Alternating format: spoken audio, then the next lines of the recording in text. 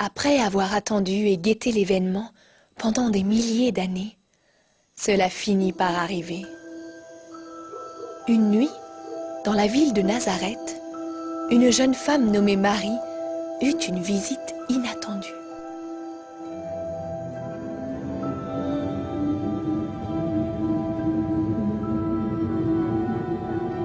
Un ange de Dieu lui dit qu'elle porterait un fils et qu'elle devrait l'appeler Jésus, ce qui signifie « Le Seigneur est notre délivrance ». Étant une femme hébreu, Marie connaissait fort probablement la promesse d'un libérateur. Elle était stupéfaite et intriguée. « Comment cela peut-il arriver ?» se demandait-elle, « car je suis vierge ?»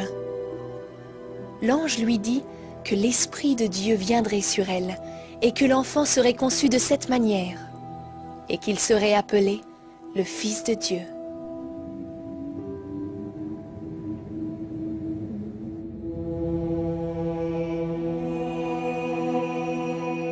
Le plan de Dieu était en train de s'accomplir. Marie était promise en mariage à un Hébreu nommé Joseph. Mais tu n'es pas n'importe qui. Lorsque Joseph apprit que Marie était enceinte, il en fut très affecté. Mais un ange apparut à Joseph dans un songe et lui dit que cet enfant était conçu par l'Esprit de Dieu et qu'il délivrerait son peuple de ses péchés. Joseph prit donc Marie pour épouse et il respecta sa virginité jusqu'à ce que l'enfant soit né.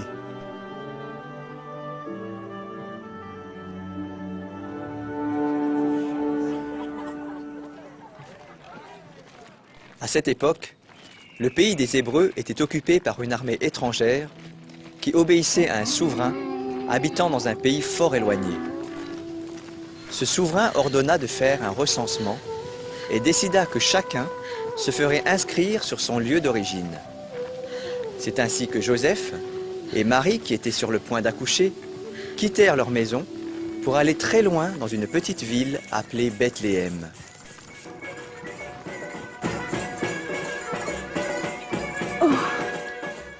Mais à cause de la grande affluence à Bethléem, aucun lit n'était disponible pour Marie. Ils trouvèrent alors refuge dans une étable.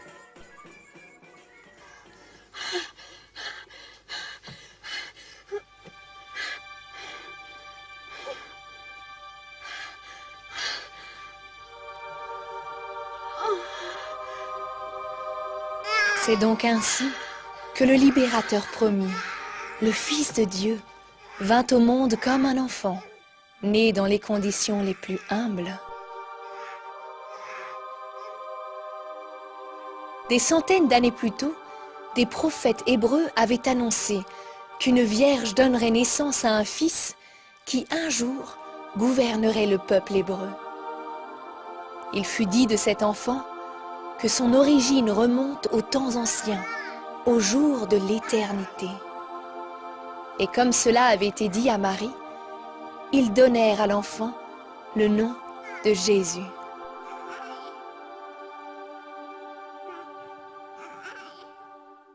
Ah, ces étoiles! Je vais faire tomber... Il y avait un roi nommé Hérode. Il avait reçu une certaine autorité de la puissance étrangère qui exerçait sa souveraineté sur le pays des Hébreux. Hérode était un homme mauvais. Ayant entendu parler de cet enfant que l'on disait être roi, il décréta que dans les environs du lieu de naissance de Jésus, tous les garçons de 2 ans et au-dessous seraient tués. Mais, votre majesté, quoi? Tuez-les tous!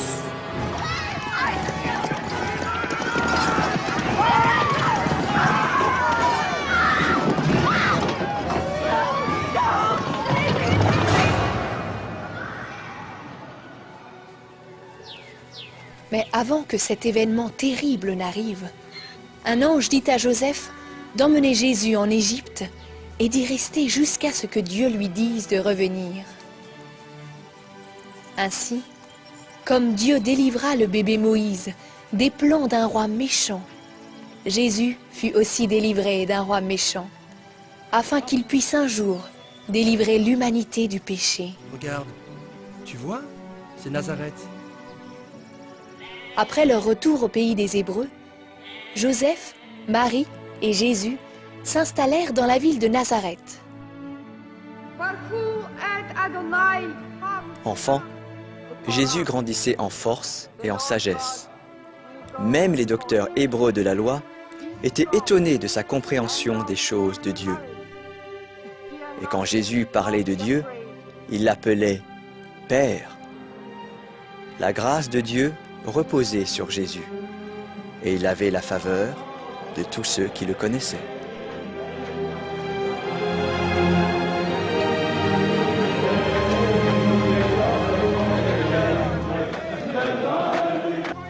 Et quand Jésus eut environ 30 ans, survint un homme nommé Jean qui était rempli de passion pour Dieu.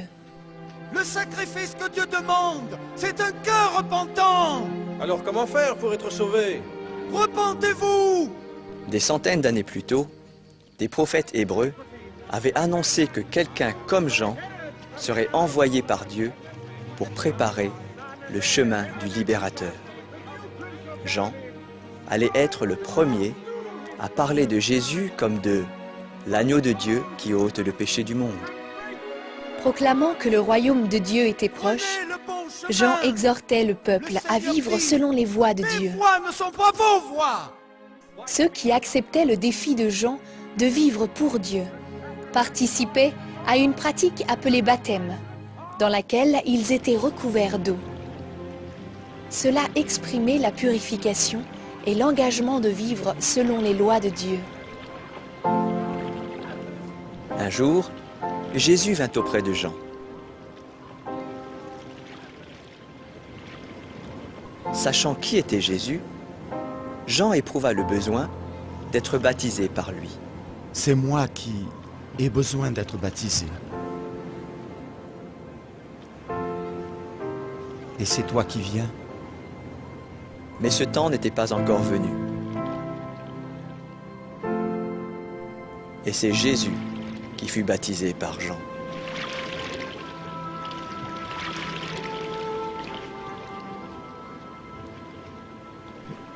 Et lorsque Jésus sortit de l'eau, l'Esprit de Dieu descendit sur lui. Et une voix venue du ciel dit : « Celui-ci est mon Fils bien-aimé, en qui j'ai mis toute mon affection. »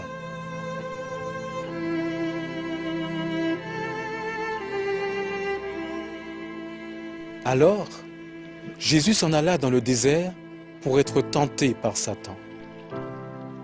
Mais Jésus lui résista et Satan dut s'enfuir. Après avoir résisté à Satan, Jésus revint du désert avec la puissance du Saint-Esprit. Maître! Maître! Bientôt, les gens commencèrent à suivre Jésus.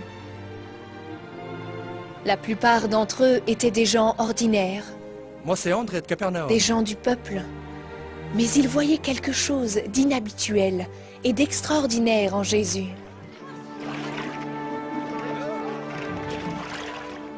Certains quittèrent la sécurité de leur gagne-pain pour être avec Jésus.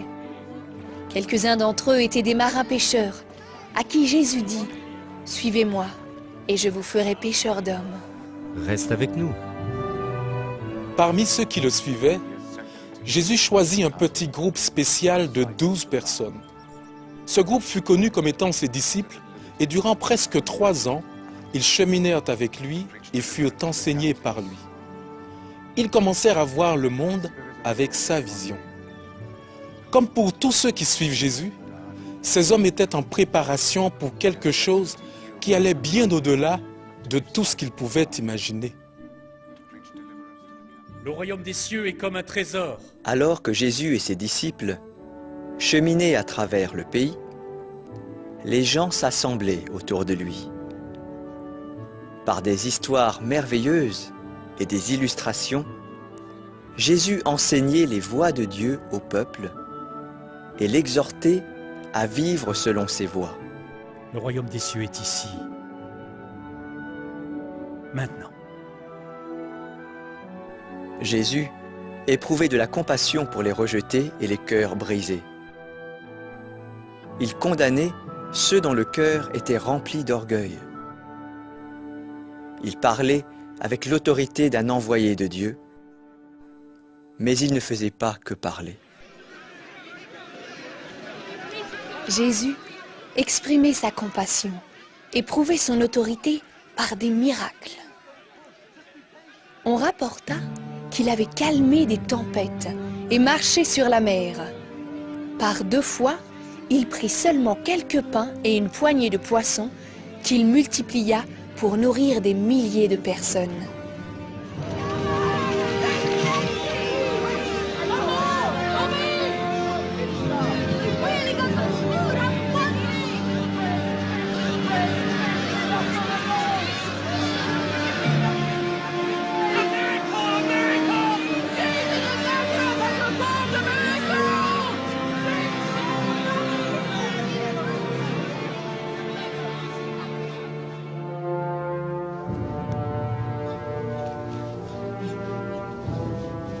Jésus rendait la vue aux aveugles, faisait marcher les boiteux et guérissait les gens de terribles maladies.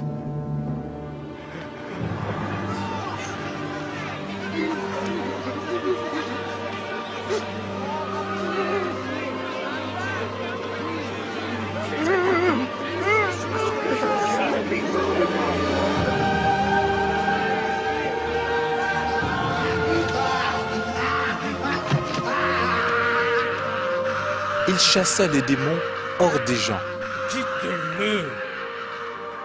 Et même, il ressuscitait les morts. Pendant 30 ans, Jésus avait vécu dans l'ombre. Mais maintenant, il démontrait son pouvoir sur les mondes physiques et spirituels, sur la vie et sur la mort.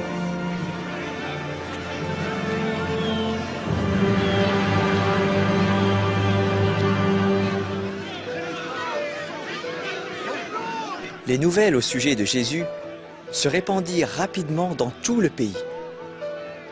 Des centaines d'années plus tôt, un prophète hébreu avait écrit qu'avec la venue du libérateur promis par Dieu, les aveugles retrouveraient la vue, les sourds entendraient, les boiteux marcheraient, les muets pousseraient des cris de joie et que la bonne nouvelle serait annoncée. Certains, qui avaient mis leur espoir dans le libérateur promis par Dieu, se demandaient « Est-ce Jésus ?» Beaucoup ne s'intéressaient pas à qui il était, mais plutôt à ce qu'il pouvait faire pour eux. Et d'autres, comme les chefs religieux hébreux, ne savaient que penser de ce faiseur de miracles. Maître, Ces chefs religieux cherchèrent Jésus pour lui tendre toutes sortes de pièges. Certains de ces chefs étaient des hommes sincères qui cherchaient à connaître Dieu au travers de leur religion, mais d'autres étaient prétentieux et arrogants. Ils n'appréciaient pas que beaucoup de gens aient plus d'estime pour Jésus que pour eux-mêmes. Leur intention était de discréditer Jésus. Si vous perdiez vos animaux le jour du sabbat, n'iriez-vous pas les secourir? Ils remettaient en question l'autorité par laquelle il accomplissait des miracles. Ils le critiquaient de s'associer avec des gens qu'ils considéraient comme impurs. qu'est-ce qui se passe? Tu peux pas rentrer! C'est pas notre rapport ici! Impossible! Ça suffit! T'imagines? Qu'est-ce qu'il va dire?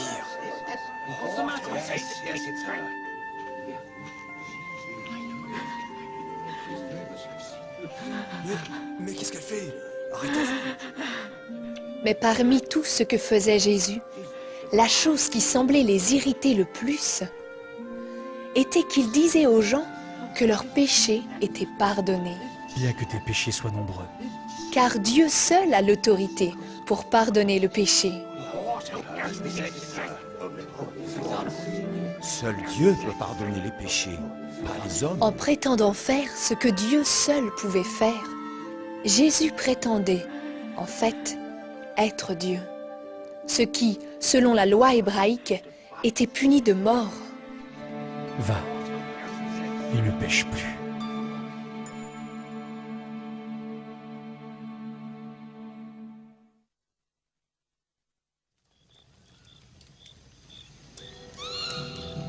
Alors que la controverse autour de Jésus allait grandissant, il commença à expliquer à ses disciples la véritable nature de sa mission. Vous, qui dites-vous que je suis? Il leur dit qu'il serait bientôt livré aux chefs religieux et mis à mort, que 3 jours après, il ressusciterait des morts.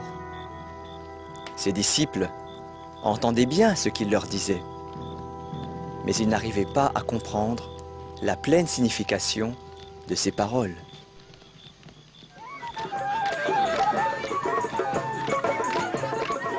Chaque année, le peuple hébreu avait une célébration appelée la Pâque. Beaucoup venaient de très loin pour fêter la Pâque dans la ville de Jérusalem. C'était l'occasion pour eux de se rappeler comment Dieu avait délivré le peuple hébreu de sa servitude en Égypte. Lorsque le Pharaon avait refusé de laisser partir le peuple, Dieu avait envoyé la mort sur tous les premiers-nés d'Égypte, mais il avait épargné ceux qui étaient dans les maisons, dont le dessus de porte était aspergé de sang. Ils étaient couverts par le sang.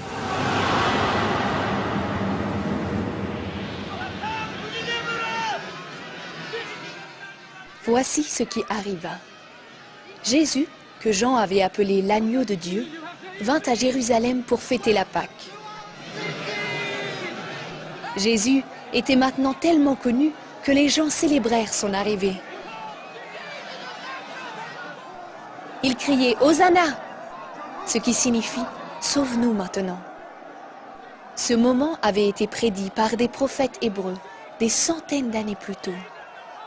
Jésus savait que certains chefs religieux seraient mécontents d'une telle réception. Il savait également que cela leur ferait faire un pas de plus dans l'accomplissement d'un plan établi depuis toujours. Venez à moi. Pendant les jours qui précédèrent la Pâque, Jésus continuait de s'occuper des gens.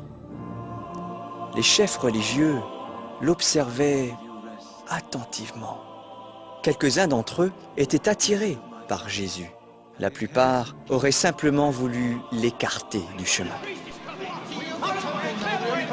Au cours des années, les chefs religieux avaient ajouté des centaines de lois aux lois que Dieu avait données à Moïse. Malheur à vous, scribes et pharisiens! Jésus tenait tête à ces chefs religieux parce qu'ils rendaient difficile la marche du peuple avec Dieu. Et, de ce fait, la tension montait. Comment échapperez-vous au jugement? Béni soit celui qui vient au nom du Seigneur. Car moi, avec le Père, nous sommes absolument un. Il blasphème! Il blasphème! Les chefs religieux ne pouvaient plus remettre à plus tard le cas de Jésus. Ils organisèrent donc une réunion. Ils craignaient que, si l'on permettait à Jésus de continuer d'ameuter le peuple, la puissance étrangère qui gouvernait le pays n'intervienne, en les privant de leur place de chef. La question qui se posait à eux n'était pas si ils devaient se défaire de Jésus, mais comment. Ils élaborèrent donc un plan. Pendant ce temps, Jésus rassemblait ses disciples pour célébrer la Pâque. Ceci est mon corps. Prenant le pain de la Pâque, Jésus le rompit et dit, « Ceci est mon corps qui est donné pour vous. » Puis il prit le vin qui représente le sang de l'agneau pascal qui avait été placé au-dessus des portes des maisons des Hébreux, et il dit, « Ceci est mon sang qui est répandu pour beaucoup pour le pardon des péchés. » Cependant, Jésus savait que Satan avait inspiré un plan de trahison dans le cœur de l'un de ses disciples. Alors, Jésus l'envoya accomplir ce qui était dans son cœur.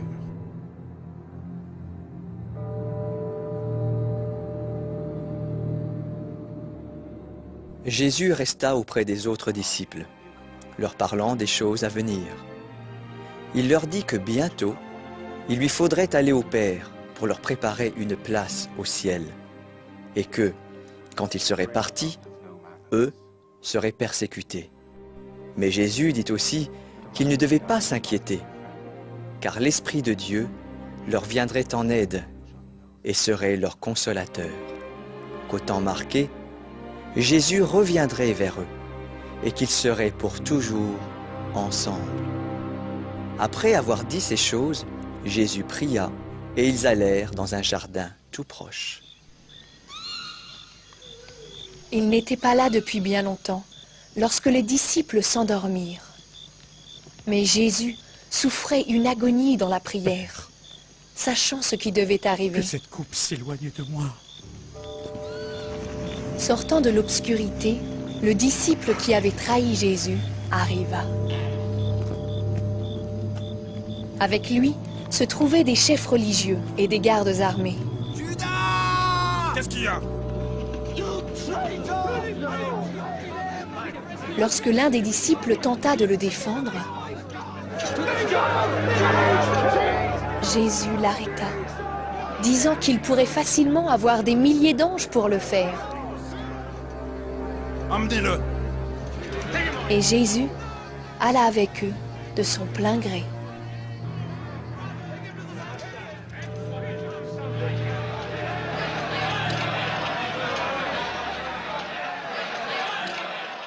On emmena Jésus dans une réunion des chefs religieux pour l'interroger. Toutes leurs questions se résumèrent finalement en une seule. Es-tu le Fils de Dieu? Messie? Jésus répondit, oui, je le suis. Je le suis. Entendant cela, ils accusèrent Jésus d'avoir commis un péché méritant la mort. Ils se levèrent et firent comparaître Jésus devant le gouverneur étranger qui avait la souveraineté sur leur pays. Jésus avait souvent parlé du royaume de Dieu. Alors, le gouverneur lui demanda, « Es-tu roi ?» Tu es roi? Jésus répondit que son royaume n'était pas de ce monde. Le gouverneur dit au chef religieux, « Cet homme n'a rien fait qui mérite la mort. » Mais les chefs religieux continuèrent à demander la mort de Jésus, prétendant qu'il était une menace pour le peuple et pour le gouverneur. Jésus ne se défendait pas. Le gouverneur était très étonné. Ne voulant pas condamner Jésus, il proposa une autre solution. J'ai pris ma décision. Il existait une coutume bien établie de relâcher un prisonnier pendant la Pâque. Le gouverneur voulait relâcher Jésus, mais les chefs religieux le pressèrent de relâcher un autre prisonnier, connu pour être un meurtrier et un voleur. Dans l'espoir de les apaiser et de clore l'affaire, le gouverneur livra Jésus pour être battu. Après avoir sévèrement battu Jésus, les soldats lui mirent une tunique rouge. Puis, ils tressèrent une couronne d'épines qu'ils placèrent sur sa tête. Et ils commencèrent à se moquer de lui, disant « Salut, roi des Juifs !»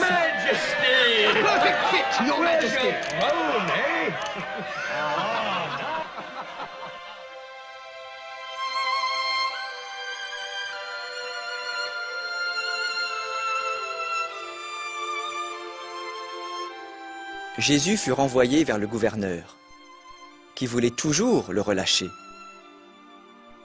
Mais les chefs religieux continuaient de réclamer la mort de Jésus. Une foule s'était maintenant rassemblée à l'extérieur. Le gouverneur sortit donc et demanda à la foule ce qu'il fallait faire de Jésus. Jésus de Nazareth! Mais la foule, excitée par les chefs religieux, cria « Crucifie-le » Ayant ainsi permis au peuple de choisir, le gouverneur livra Jésus pour qu'il soit mis à mort.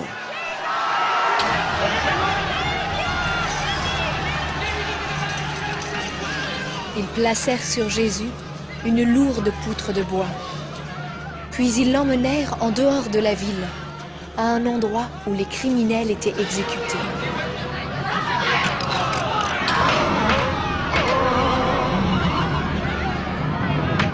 Après avoir cloué Jésus sur le bois, Ils l'élevèrent pour qu'il meure.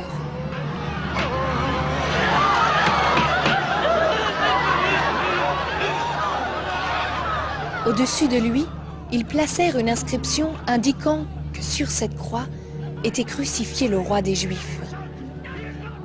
Les chefs religieux firent des objections, mais les soldats suivirent les ordres du gouverneur. L'inscription resta donc en place. Certains l'injuriaient, d'autres pleuraient. Jésus, lui, ne disait rien. Puis, parlant à son Père dans le ciel, il dit « Pardonne-leur, car ils ne savent pas ce qu'ils font. » Pendant 3 heures, les ténèbres s'abattirent sur le pays. Alors, Jésus dit Accompli. « Tout est accompli. » Puis, il courba la tête et rendit l'esprit.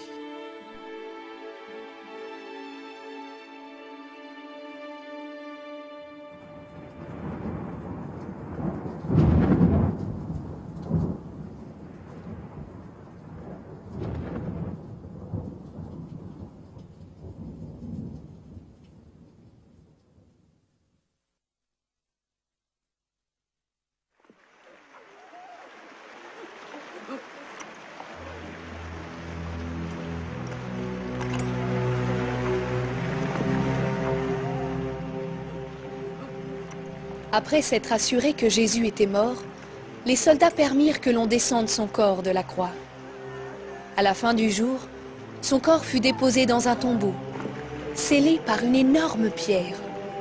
Sur l'insistance des chefs religieux, des soldats furent postés pour garder le tombeau. Pour ceux qui aimaient Jésus, ce fut un temps de désarroi et de grande confusion.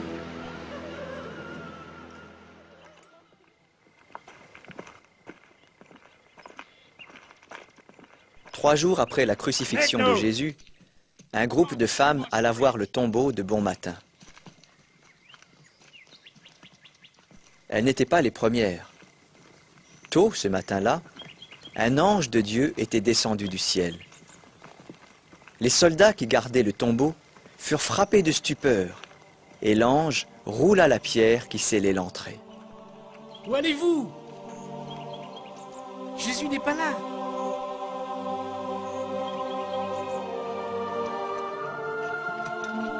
Impossible.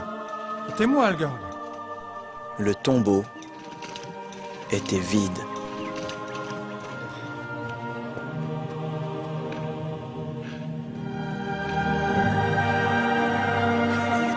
Exactement comme il l'avait promis, Jésus était ressuscité des morts.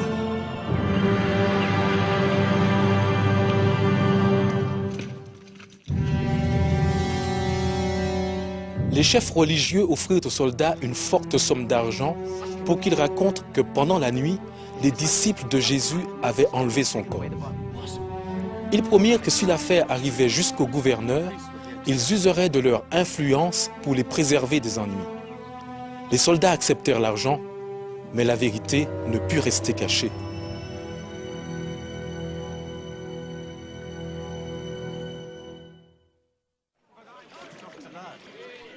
Qu'avez-vous appris?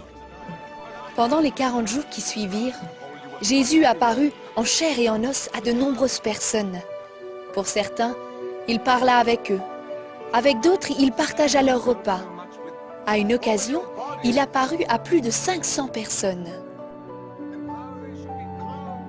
Il leur ouvrit l'intelligence, afin qu'à la lumière de ce qui avait été écrit par les prophètes des temps passés, ils puissent comprendre les événements qu'ils vivaient. Il leur expliqua que pour le pardon des péchés du monde, sa mort et sa résurrection étaient nécessaires. Puis, il parla du royaume de Dieu, en affirmant que toute autorité lui avait été donnée, dans le ciel et sur la terre. Votre captivité est terminée. Le temps était maintenant venu pour Jésus de s'en aller vers le Père et d'aller préparer une place dans le ciel pour tous ceux qui l'aiment. Jésus promit à ses disciples que l'Esprit de Dieu viendrait bientôt leur donner la puissance d'annoncer au monde la vérité, l'amour et le pardon venant de lui. Après avoir dit ces choses, Jésus les quitta et s'éleva dans le ciel.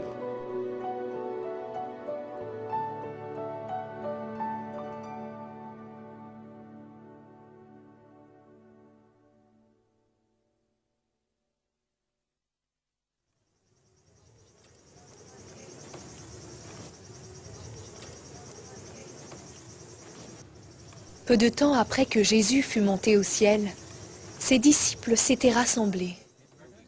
Soudain, il vint du ciel un bruit, comme le souffle d'un vent puissant qui remplit toute la maison.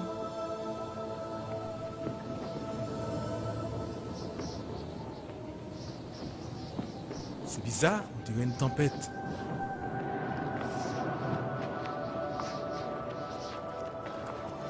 Ils virent ce qui semblait être des langues de feu se poser sur chaque personne. Et ils furent tous remplis du Saint-Esprit de Dieu et commencèrent à parler dans des langues différentes de la leur. Exactement comme Jésus l'avait promis, ses disciples n'étaient plus seuls, car sa présence se manifestait en eux par l'Esprit de Dieu qui les remplissait. Dehors, dans les rues, se trouvaient des gens de diverses nations, et chacun entendait les disciples parler des merveilles de Dieu dans sa propre langue.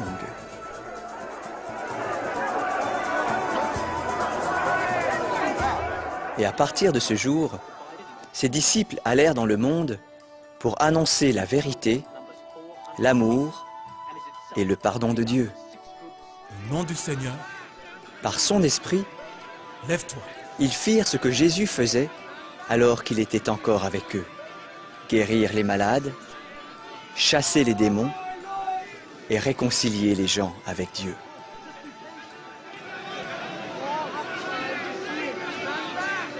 Et leur nombre augmentait chaque jour.